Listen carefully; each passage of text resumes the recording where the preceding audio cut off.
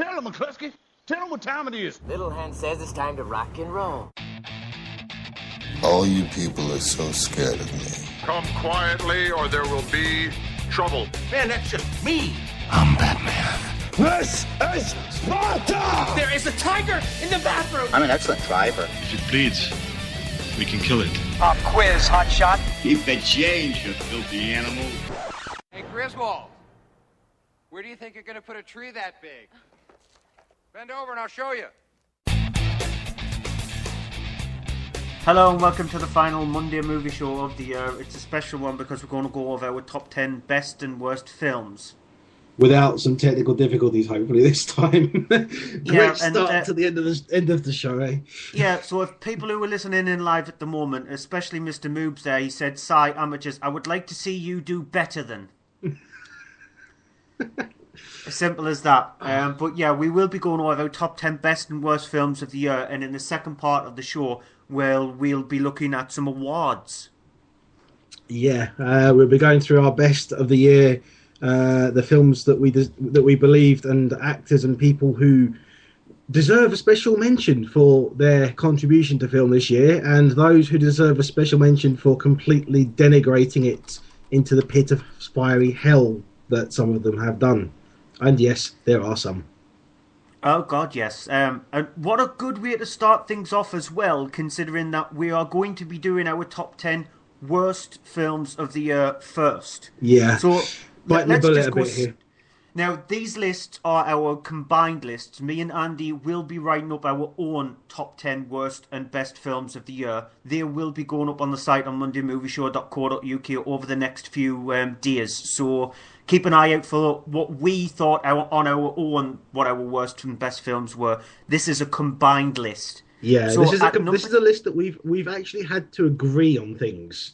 So there may be a few shocks in here, but there's really not so many shocks, because especially as we get further up the list, you'll probably start to realise a pattern to a few films that are in there. Yep, so without further ado, let's just get things on with. And so at number 10 in our top 10 worst films of the year is Red Tails, which is an odd film to really start off our final show of the year with. Really, why did we start with the worst 10? Because this is really it's kind of depressing, which is what this film is, because this film is just awfully, awfully bad.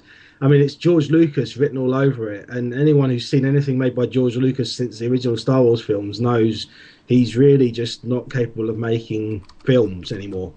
He just makes horrible computer-generated cartoons.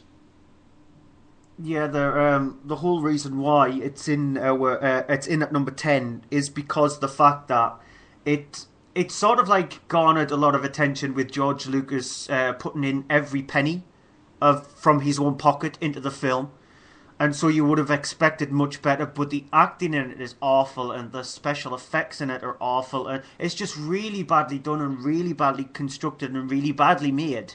And it's horribly predictable. I mean, literally, it's one of these films where you've got, okay, this is going to happen, this is going to happen, this is going to happen.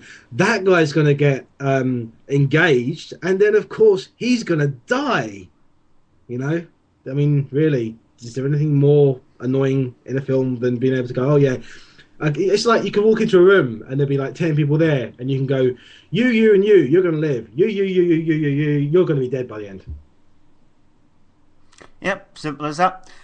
Number 9 is a film that Stuart's only just recently seen, so for us to agree on this, it really must be that bad. It's The Watch.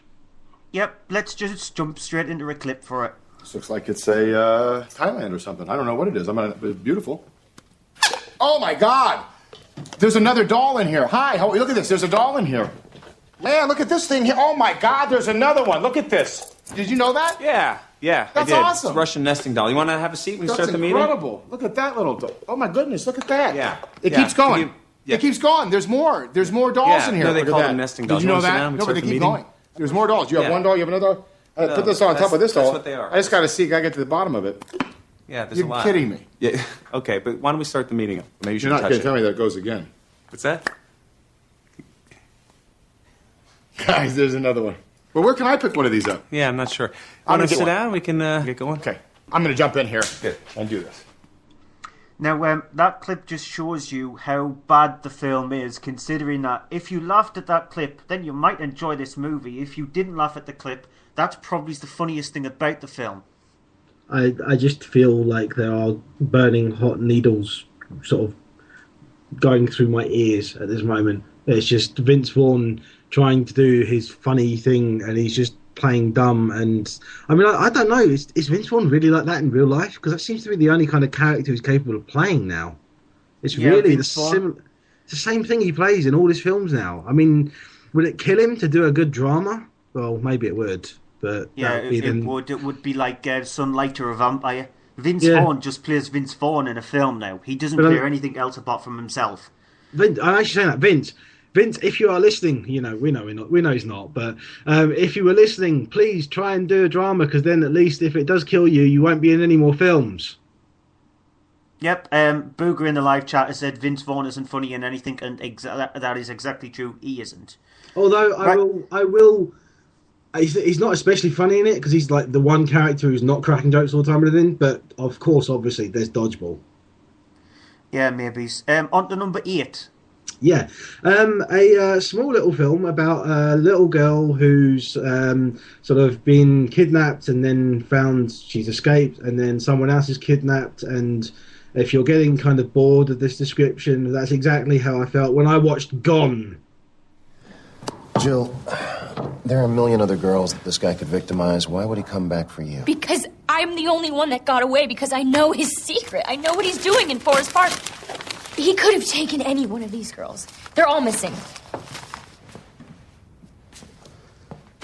If you hear from Molly, give us a call immediately. Otherwise, I'll see you back here on Monday morning. Monday! It's Friday! It's Friday! Last week, a college honors student disappeared into thin air. Her family said she must have been kidnapped because she's a very responsible girl and would never, ever run off without telling anyone. Well, it turns out thin air was a motel room in Walla Walla, Washington. She met a boy at a party and decided to be impulsive for once. Ms. Conway, adults have the right to disappear.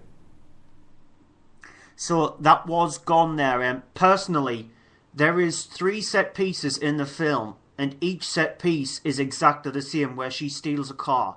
And that just shows you how stupidly bad the film is. If it uses 3 exact carbon copy set pieces, and each time it's not interesting. I don't think I've seen anything with Amanda Seyfried in it, and I've gone, oh, yeah, that's pretty good. Yeah, I enjoyed that. And I didn't go, yeah, I kind of came out of that thinking, why are my eyes hurting? Because it's just horrible. She's not been in anything good. I mean, the other film that just comes to mind is Red Riding Hood or whatever. I can't remember. Was it Red Riding Hood or something else similar to that? But it was just awful. And she's not, I mean, God help anyone who's a fan of musicals, because she's in Les Miserables when that comes out soon. So we'll see what happens with that. Yep, and let's get on to number 7, which is... what happens when you take Bane from Batman and Captain Kirk from Star Trek and put them together in a film? Well, you get a complete and utter horrible mess like this, because Reese Witherspoon is the woman that they're fighting over in This Means War. You don't have to bow out because of me. You don't? I'm not concerned that she's going to fall in love with you, pal. How very nice of you. Thank you. You are welcome. So do your thing, whatever that is. And, just let her decide. Sure. Yeah.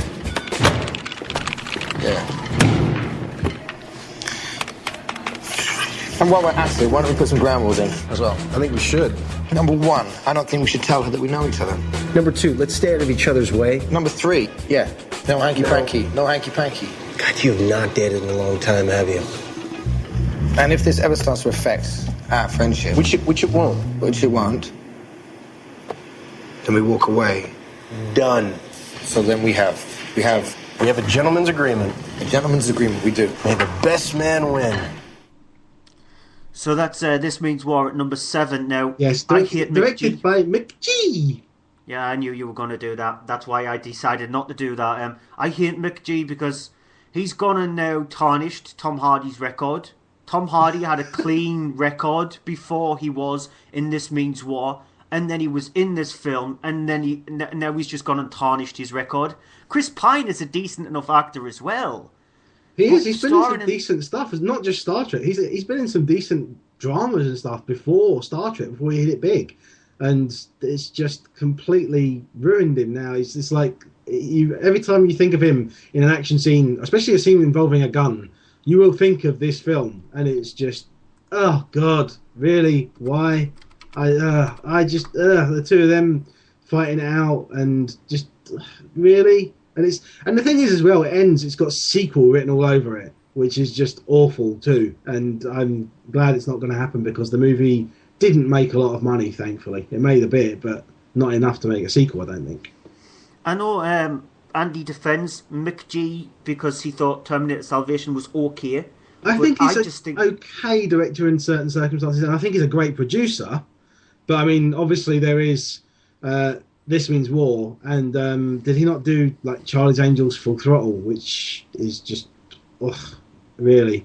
I just hate McG full stop. I don't think he can direct. I don't. Terminator Salvation is awful. Anything he puts his hand on just turns into crap. And this proved it with This Means War. Because he's gone and killed Tom Hardy's career with that film alone, practically. I just did not like This Means War at all. Right, let's get on to number 6. Yeah, I mean, really, is there a need for a Mexican company to make an adaptation of Top Cat into a film? I mean, really, you have I don't even know if there's any of the original voice actors, because I think a majority of them have now passed on, unfortunately, although it means that they've got loads of other people doing the voices. The voicing is awful, the story is awful, the characters are awful, the animation is simply awful, and it's been turned into 3D, but not really 3D because it's a two-dimensional drawing. If that makes sense at all, then no, because really the film doesn't make sense. It's horrible. It's been made for the Mexican market, and it's done well in Mexico, I think.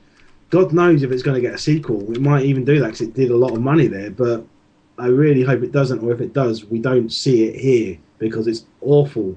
Really is awful. You must avoid it unless you really want to put yourself in for some torture. It's the only film in our top 10 worst films list that I have not seen. It's so bad. You are so lucky that you haven't. Yep, I have not seen it, so I dodged a bullet there. Let's get on to number 5 then. Yeah, we actually do have a clip for this one at number 5 as well. And the thing is, the clip is probably one of the only semi-funny moments in the film. The problem is that the film it's full of really bad jokes that are used again, really bad jokes that are used again, really bad jokes that are used again, kind of like that. It's The Dictator. No, Supreme Leader, the shape of the missile top has nothing to do with aerodynamics. It is about the payload delivery. No, it sticks in the ground and then kaboom. Supreme Leader, I think perhaps some of your information about bombs is coming from cartoons. Nonsense. They were research films. And in them, the victims of the bomb would get very sooty faces, and then a see-through version of themselves started rising up towards heaven while playing a harp. In this film, just one question, was there a duck who, when the explosion happens, his bill goes around the back of his head, and then in order to talk, he has to put it back this way? There was somebody who suffered a deformity like that, yeah. Okay. I am now 100% sure that you are watching cartoons. Oh, wasn't that funny? That's just brilliant, you know? A character that thinks that everything he sees on television that's a cartoon is real life. Yeah, it's just, yeah, okay. Yeah, anything that Sacha Baron Cohen stars in, anything that Sacha Baron Cohen touches, anything that Sacha Baron Cohen breathes, does, eats, anything that he does in general is horrible, is really bad. There was one joke in that film that I laughed at, and there's another kind of joke which will be mentioned in the awards section later, because it's not really a joke, but it's just something that made me laugh, and it's for specific reasons. But other than that, it's a one joke film that doesn't even have one joke, really. It's awful. It is a joke. No, there isn't even one joke in the film. It's horrible. It's really bad. It's really, really, really bad. No, it's not as bad as it's not as bad as the other 4 films that are coming up next. Yeah, it's not as bad, but if you're going to have a fifth, you're going to be at number 5 in the worst films of the year, considering how many films came out this year, it will be really bad. And a lot of people saying they want a rant. I don't think I'm allowed to rant tonight. I will agree, no, because I'm doing the worst ones. If you were doing the worst ones, I think we would end up with a rant. I agree with what US Danny Dyer fan says in the live chat, saying that he's good as King Julian in the Madagascar movies. But aside from that, I mean, again, it's the Adam Sandler thing. He's good as a voice actor, but not really. Although Hugo, I'll give him as well. He's good in Hugo, but other than that, he's not good as an actor. I just no, and this also shows he's really, really terrible as a writer too. Yeah, number 4. Right. So we're getting into the final 4 of our worst films, and they get incredibly worse and worse as we now go into the deep end of this. Starting off with this one at number 4. Have you ever been out with friends and you've kind of like been out, a whole bunch of people in a bar, everyone's drinking except you for some reason, maybe you're a designated driver or something, and it's kind of like you watch everyone getting drunk slightly more and more as the night goes on, and you're sort of seeing things, you're watching people. It's sometimes there's a little bit of things that are kind of humorous, but the rest of the night you're kind of like, oh no, don't do this, oh don't do that, oh no, what are you doing that for, and oh I'm just so bored, and you, it's like the worst experience ever. That's what Project X is like. You are sitting watching people going mad, getting drunk, having a party for an hour and a half, and you're not involved. Seriously. How did they think that this was a good idea for a film? It's awful. There's not really any plot to it. A bunch of kids have a party. It gets out of hand. It ends up with things like an estate getting set on fire, which requires, helicopter drops of water and stuff. People get tased. People go absolutely nuts. A little midget guy gets stuck in an oven, comes out and starts punching people in rather unfortunate places. And oh yes, there's puke too.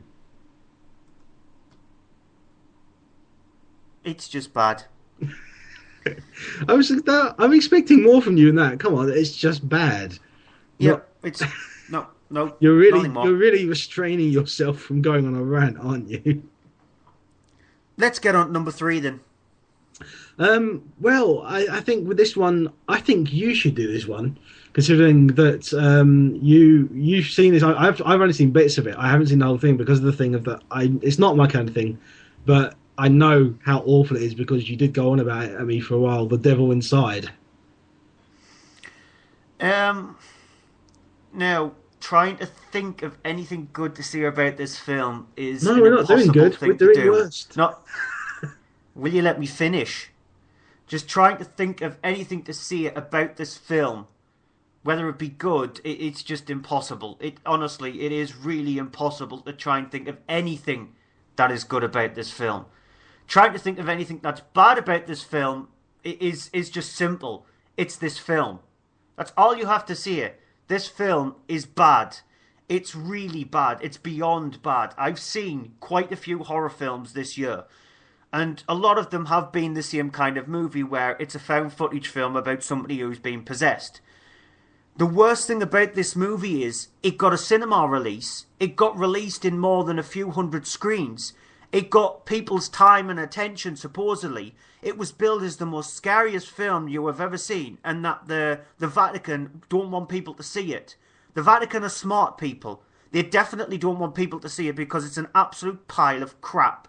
If this movie was released a couple of years ago, it would have been bad. But because this movie was released in the glut of when we've got a lot of these films, this shows you that this genre needs to be killed. It just needs to be killed off now. Stop making these movies. Nobody's interested in them anymore. They're not scary. Right, number 2. I don't know if we should really say anything other than just play the clip on this one and then let people hear exactly what is wrong with this film. I mean, seriously. Where were you? Play the clip. I've been waiting forever for you. This place is creeping me out. Why so many bags? Are the Knicks traveling with you? What is with this? Mom always said it's better to have it and not need it than to need it and not have it. Oh, yeah, she did say that. I remember that. That was cool. Are you going bald? Huh? No, you're getting fatter and your hair doesn't realize it needs to cover more face. Okay. Where'd you put the car? You really had to bring your bird? Yeah, she's my best friend. Anyways, Joe, I was thinking. Yeah. The house is going to be very crowded because we got the kids and all the guests are coming by and blah, blah, blah. So there's this new hotel, a Hilton, that they just But put I want down- to spend time with Sophie and Gary. Why do you not want me to stay with you? No. Of course I want you to stay with that. I was just saying. Okay, I'll stay with you then. It's too bad because the hotel was starting to sound fun. Why are you doing that? Why do you sigh so loud? I just really, really love your shoes. You are so weird. Isn't he weird, Poopsie? Where were you? Poopsie gets it. Yes, of course, it's Jack and Jill, the film that has Adam Sandler in it. So good, he's in it twice. Really, just Adam Sandler has completely now hit bottom low. He is like he's worse. You know, you get that sort of pond scum. He is whatever the pond scum feeds on. He's that low in the chain.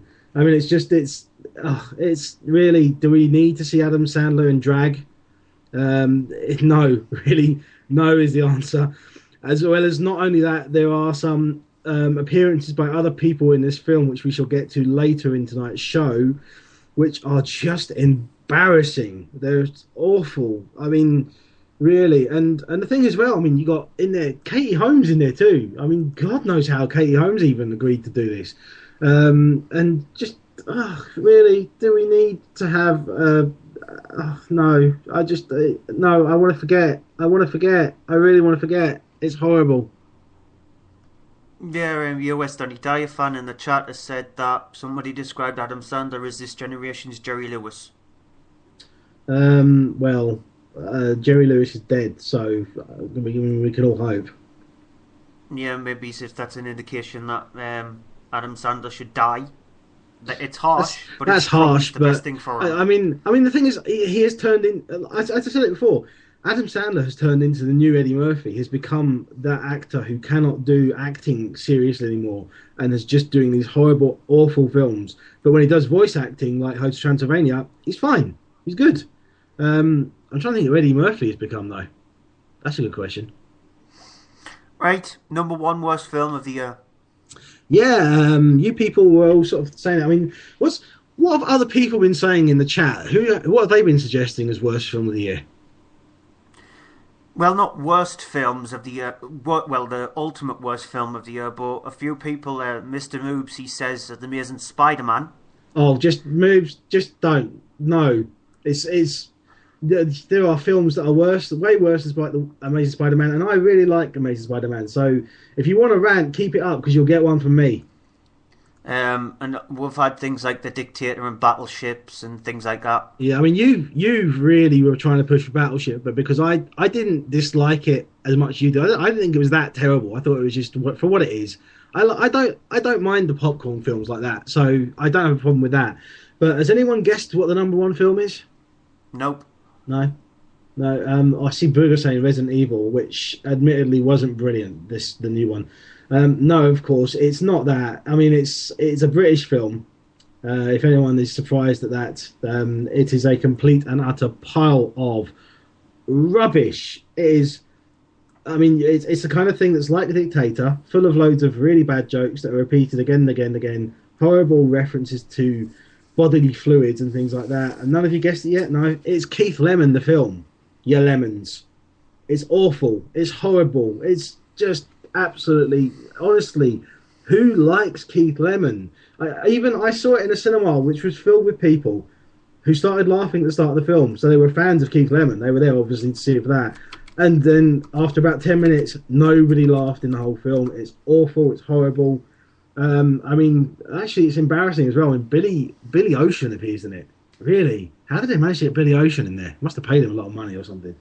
But it's just cameo after cameo of Z-list celebs and just horrible gags about bodily fluids, bodily organs, and just not funny. And David Hasselhoff needs to really stop on the cameo point now.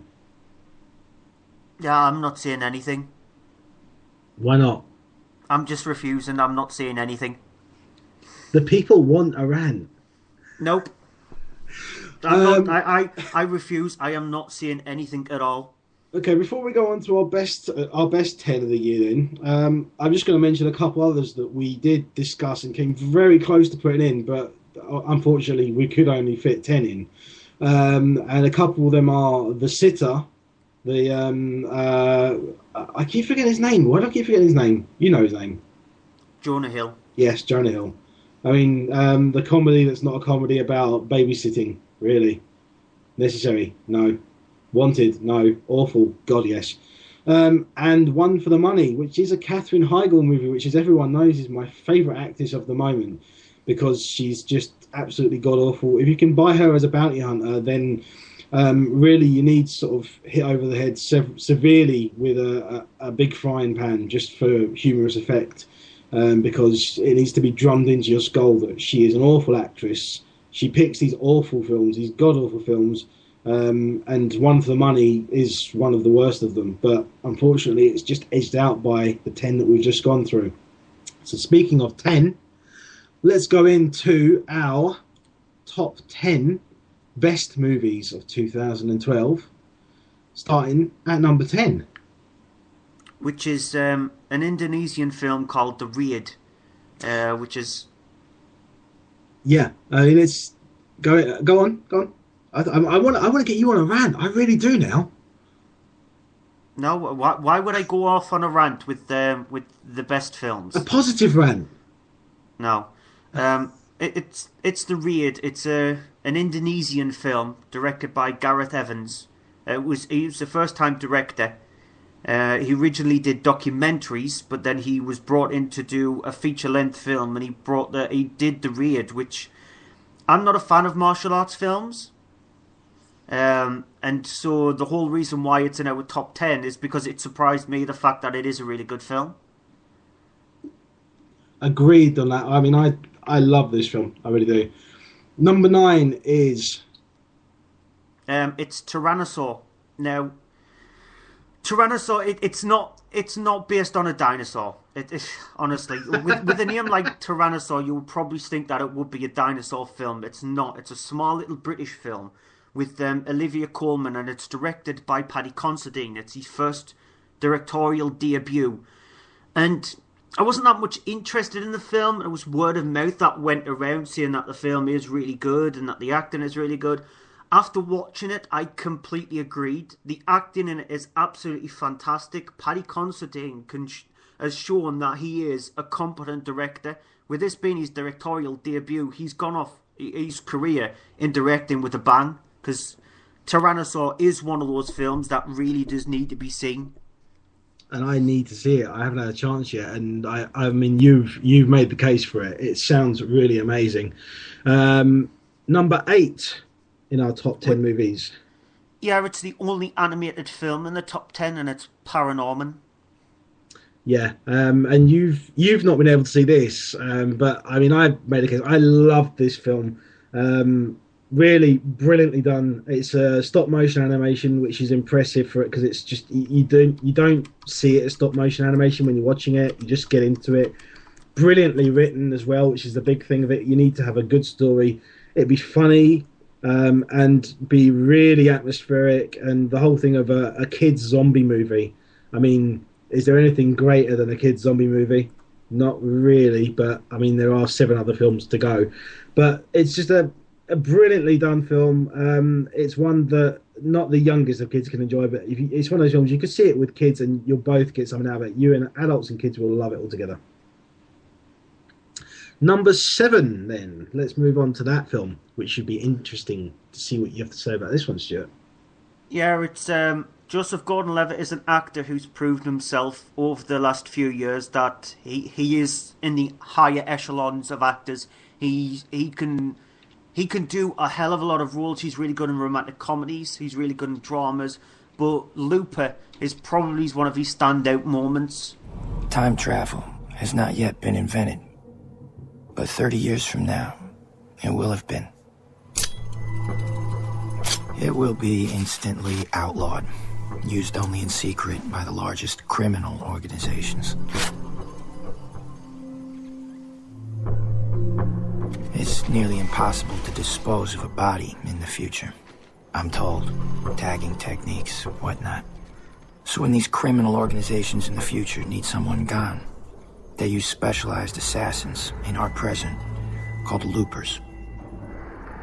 And so, my employers in the future nab the target. They zap him back to me, their looper. He appears, hands tied and head sacked. And I do the necessaries. Collect my silver. So the target has vanished from the future, and I've just disposed of a body that technically does not exist. So Looper goes in at number 7. Looper is one of those rare things. It's a summer blockbuster film in a way that's an intelligent film. Because what the summer blockbuster season normally brings us is just mindless explosions, mindless action, and nothing else. But Looper showed us that you can have an intelligent film, and we seem to be getting them once or twice a year now. Because last year we had like Inception, we had Source Code. We've got Looper this year, and Looper is one of those films that really does need to be seen, but one of those films where you do need a brain in your head while you're watching it, because if you just turn away from the screen for even a moment, something will have happened which is important to the story, and you'll be lost.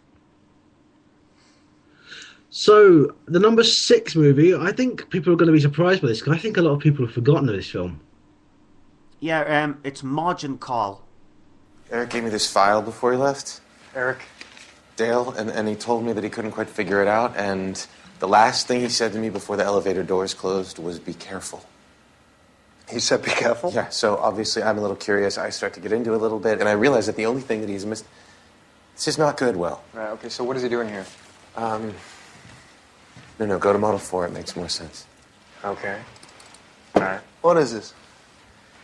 This is basically everything that we have in our books at any given time. But what Eric was trying to do was to work these numbers for levels of volatility that fall outside of the standard VAR model. What are those levels? It's fairly complicated. Simplify it. The volatility levels are set using historic patterns, basically, and then stretching those patterns out another 10-15% roughly. All right, so? So we are starting to test those historic patterns. When? Today? Tuesday. Monday, last Friday and Wednesday. Two Fridays ago. All right, I get it. So Margin Call was one of those films that came out in the US in 2011. It didn't get over to the UK shores in 2012, so that's the reason why we're allowed to put it in our top 10 list, because it was shown in UK cinemas in 2012. And if you hear an idea where you've got, it's sort of like a political drama, thriller kind of film about the banking crisis. It's like the banking crisis which is still affecting us right now. It's the start of the banking crisis that is affecting us right now. You'll think, no, this is not going to be an interesting film at all. However, when you inhabit the cast with such brilliant actors like Zachary Quinto, etc., then you're going to get a film that's really interesting, and that's what Margin Call is. It's a really interesting film. It's really surprising what writer and director J.C. Chandor managed to do with it, because he's taken a subject which is incredibly complex, and yet he's managed to kind of dumb that down, put that in the background, and put the characters in the foreground. And that's what makes this really good, because you're getting into the characters, you're interested in the characters. You're not so interested in the story, but you are paying attention to what's going on. But it's because of them, the way they're affected by things, that you get into this, and this film is that good. So we're moving into our final top 5 of the year, starting now with number 5, which, Stuart, I know you might get a positive rant, guys, on this one. You never know. Yeah, it's The Artist. It came out, again, it makes our top 10 list, even though it originally came out on December the 28th of 2011, but it didn't get a proper release until January. The Artist, it's directed by Michel Hazanavicius. It's his first film. It's a black and white movie. It's a silent film. And so you're thinking, no, this is not going to be an interesting film at all. It charmed the hell out of me. It's brilliantly directed by Jean Dujardin. Ben Rhys-Bejo is also fantastic in it. So is John Goodman as well. He's brilliant in it. I don't have a bad thing to say about The Artist. The Artist is an absolute fantastic film. It seems to be one of those films that I mean, I still haven't had a chance to see it. I think I'm going to struggle to see it, but it still seems to be one of those films that it just is captivating a lot of people who love cinema. So the movie at number 4, and we're getting a lot of people making guesses. I mean, we've had Chronicle mentioned already, but Chronicle's not in the top 4. Chronicle's not in our best top 10 of the year. Some people will be surprised at that, but that's largely down to me because I didn't especially think it was that brilliant. But the movie at number 4, I really did think was that great. Yeah, it's The Cabin in the Woods. It's directed by I forgot his name, Drew Goddard. I forgot his name as well. Written and produced by Joss Whedon, and so anything that Joss Whedon touches turns to gold. And The Cabin in the Woods is just, it's one of those rare things, something that changes the genre that it belongs in. The Cabin in the Woods, it changed the horror genre. It gave the horror genre the kick up the backside that it really needed. Because horror has become stagnant over the last few years, falling into the same rut that it's been doing, releasing the same kind of film. And we needed a movie like this, and considering that The Cabin in the Woods was put on the shelf since 2008, so technically this film should have been out in 2008. I'm so glad it was released in 2012. It's really, I mean, you guys know I don't like horror, but I love this film because it's pure genius, and there are moments in it that are just absolutely brilliant and hysterical, as well as it being horrific too. So the number 3 film, we're into our final 3, and I don't think people are going to see this coming, really. Yeah, it's Killer Joe. Are you going to kill my mama?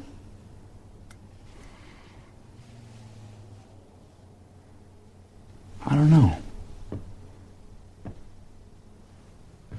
Why? I was just curious. My mama tried to kill me when I was real little. She put a pillow over my face because she cared more about herself than her little baby. She didn't love me like a mama should love a little baby. And she was happy because she thought she'd done it. And then I couldn't grow into something better than she'd had ever been. She hadn't done it. She didn't send me back to him. She just made me sick, made me not be for a while. But then I was. She was sad that I was, and I always would be. How do you know that? Now what? That your mother tried to kill you. Because I remember. So that was Killer Joe at number 3. Now, it's directed by a director who I don't hold very highly, and that's William Friedkin. A lot of people, even though I'm a huge horror fan, will probably think that he's a god in a way when it comes to things like The Exorcist that he did. He also did a movie called Bug, which I hated, absolutely hated. But this movie really did surprise me in the fact that the acting in it is superb. Matthew McConaughey is so scary in this movie. It's probably one of the best roles he's ever done, in my opinion. And I think it's down to William Friedkin. He wasn't afraid to push the boundaries of a movie, and he pushed this movie to probably the most extreme an 18 can be. Yeah, really, really surprising. Really great film. One of my favourites for definitely of the last year. As well as my film that I really pushed for at number 2 as well. Yeah, which is Argo. Well, this one's got an MA in English. She should be your screenwriter. Sometimes they go along on scouts because they want the free meals. Here's your director. You teach somebody to be a director in a day? You teach a rhesus monkey to be a director in a day. Look, if you're going to do this, you got to do it. The Comaniacs are Fruit Loops, but they got cousins who sell prayer rugs and 8-tracks on La Brea. You can't build cover stories around a movie that doesn't exist. You need a script. You need a producer. Make me a producer. No, you're an associate producer at best. You're going to do a $20 million Star Wars ripoff. You need somebody who's a somebody to put their name on it. Somebody respectable. With credits. Who you can trust with classified information. Who'll produce a fake movie. For free. So yeah, Argo there starring Ben Affleck, and he also directed it, and Ben Affleck has proved to everybody now that he's not the romantic comedy guy that he was about 5-6 years ago. He is a competent director, not just a competent director, an absolutely fantastic director, because if you look at his previous film, The Town, that's a brilliant film as well, but this is probably the best thing he's ever done.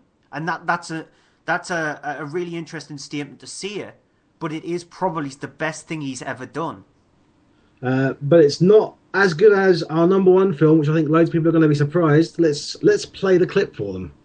Yeah, see if you can guess it from this clip. You should from the second I play it. I met a girl. She's a cashier. No way, that's awesome. Yeah. Oh, you know, what's her name? White trash name. Guess. Mandy. Nope. Marilyn. Nope. Brittany. Nope. Tiffany. Nope. Candace. All right, speed round. I'm going to rattle off some names, and when I hit it, buzz it, okay? I will tell you. You got me? Yeah. All right, Brandy, Heather, Channing, Brianna, Amber, Sabrina, Melody, Dakota, Sierra, Bambi, Crystal, Samantha, Autumn, Ruby, Taylor, Tara, Tammy, Lauren, Charlene, Chantel, Courtney, Misty, Jenny, Krista, Mindy, Noelle, Shelby, Trina, Reba, Cassandra, Nikki, Kelsey, Shauna, Jolene, Erling, Claudine, Savannah, Casey, Dolly, Kendra, Kylie, Chloe, Devin, Emily, Becky? Nope. Wait, was it any one of those names with a Lynn after it? Yes. I got you. Okay. Brandy Lynn, Heather Lynn, Tammy Lynn. Ah! So, yep, the best film of the year, the movie that we both agreed on should be number one, is Ted. Ted is the funniest film, not just of the year, but of the last 5 years, and it's an interesting choice for us to choose a comedy as the film of the year, because if you looked at our list last year, there wasn't even a comedy in the top 10. There wasn't even a comedy in my top 10, to be honest, and there wasn't anything funny last year. Ted is the funniest film in the last 5 years, and it is the film of the year for us. Well, combined. Booger saying it's mildly funny in the chat. I'm sorry, Booger, you're completely overruled here by both of us. It's the funniest film there's been in at least 5, maybe even 10 years. It's absolute genius. It's brilliant. If you didn't laugh at it, I'm telling you, go back, watch it again. Seriously, watch it again. Yeah, a lot of people in the chat were coming up with things like Chronicle and Prometheus and Avengers Assemble, even Dark Knight Rises, etc. Yeah, and they're all fun films. All fun films, but not great best films ever made, sort of. It's interesting that we didn't put any of them in there. And Mr. Moobs is saying he agrees with Booger, saying that Ted is not that funny. Well, now you're saying that I have bad tastes in films. You've just gone and proved that years have got bad taste in films. There were two films that didn't make it in the top 10, just on the outskirts. One which you'll be really surprised at, which is Dread 3D, because that film didn't even deserve to be any good, but it did turn out to be a fantastic comic book adaptation, and it did the character of Dread justice. So Dread 3D. And the other mention is Shame. Now, Shame is just... Andy thinks it's a bit of a brutal film to watch, and it is. It's a life-sucking film. But it's just brilliantly made and brilliantly acted. Boogers keeps asking about Prometheus as well. Sorry, Booger, no. Prometheus is a good film. We both really like it, but it's just not at the level that it made it into the top 10. It really didn't make it in there. Sorry. Yeah, it's really interesting that a lot of people are a bit shocked at us choosing Ted, but that's the whole reason. It was chosen not just because it is a fantastic film, but it will shock a few people that we chose it as our number one film. So, right, that's it for the top 10 best and worst films of the year. You can catch the list; they'll be put up on the site mondaymovieshow.co.uk alongside our individual top 10 best and worst films. So you can find out what they are a bit different to the combined list. Keep tuned in to Spreaker if you listen to us live, because in a moment we'll be going through our awards of the year. If you listen to us back on iTunes or anywhere else, make sure you download that to find out what we've given to our best film and our worst film, etc., etc. So we will be back in a moment.